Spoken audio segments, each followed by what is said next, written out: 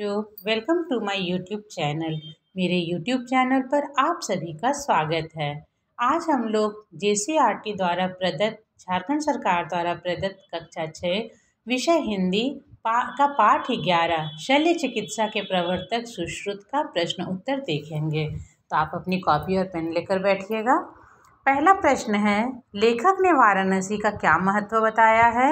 तो इसका उत्तर होगा, लेखक ने वाराणसी का महत्व बताते हुए कहा है कि इस नगर का सैकड़ों वर्ष पुराना वैभवशाली इतिहास है। यह नगरी शिक्षा का बड़ा केंद्र रही है।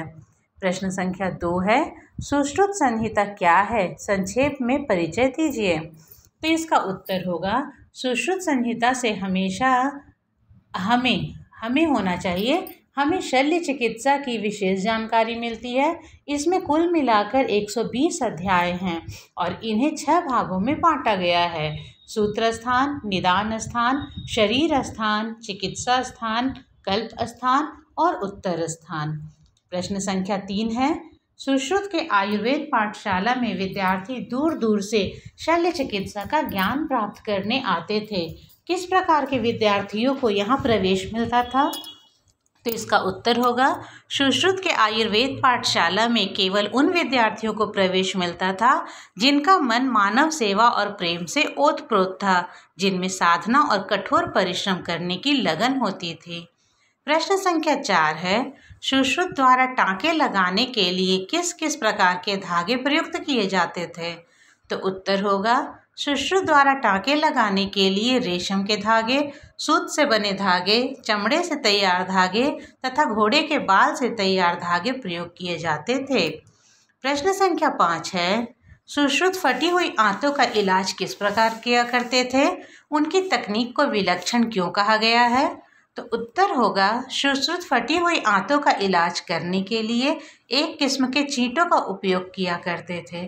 फटी हुई आंतों के 2 किनारों को साथ मिलाकर उस पर चींटे छोड़ दिए जाते। वे चींटे अपने दांतों से उस पर चिपक जाते, जिससे फटी हुई आंतों के 2 किनारे आपस में सिल से जाते। उनकी फटी हुई आंतों को चींटों के द्वारा सिलने के कारण ही इस तकनीक को विलक्षण कहा गया है।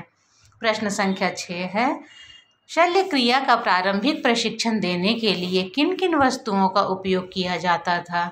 तो उत्तर होगा, शल्य क्रिया का प्रारंभिक प्रशिक्षण देने के लिए कंद मूल, फल फूल, पेड़ पौधों की लताओं, पानी से भरी मशकों, चिकनी मिट्टी के ढांचे और मलमल से बने मानव पुतलों का उपयोग किया जाता था। प्रश्न संख्या 7 है, सुश्रुत महान शल्य चिकित्सक तो थे ही, श्रेष्ठ गुरु भी थे, कैसे? तो इसका उत्तर होगा, सुश्रुत महान शल्य चिकित्सक तो थे ही साथ एक श्रेष्ठ गुरु भी थे, क्योंकि वह विद्यार्थियों को अपनी शल्य कला का प्रारंभिक प्रशिक्षण देने के बाद ही प्रशिक्षण का दूसरा चरण शुरू करते थे और पूरी तरह परिपक्व होने के बाद ही स्वयं की देखरेख में ऑपरेशन करने की अनुमति देते थे। प्रश्न संख्या 8 है, किस काल को भारतीय चिकित्सा विज्ञान का स्वर्णिम युग माना गया है और क्यों? लिखिए। तो उत्तर होगा, ईसा से 600 वर्ष पूर्व और 1000 ईस्वी तक के समय को भारतीय चिकित्सा विज्ञान का स्वर्णिम युग माना गया है, क्योंकि इसमें आत्रेय, जीवक, यहाँ पर क्षमा कीजिएगा जीवन लिखा हुआ है, आप जीवक लिखिएगा, चरक और वाकभट जैसे बहुत से यशस्वी चिकित्सा शास्त्रियों का जन्म भारत की पावन भूमि पर हुआ था। तो ये हमारे प्रश्न उत्तर थे तो इस पाठ के। आशा है आपको समझ में आया होगा। अगले वीडियो में हम लोग फिर मिलेंगे। अगर मेरा वीडियो आपको पसंद आया होगा तो प्लीज़ मेरे चैनल को लाइक, शेयर एंड सब्सक्राइब करिएगा। मिलते हैं अगले वीडियो में, तब तक के लिए धन्यवाद।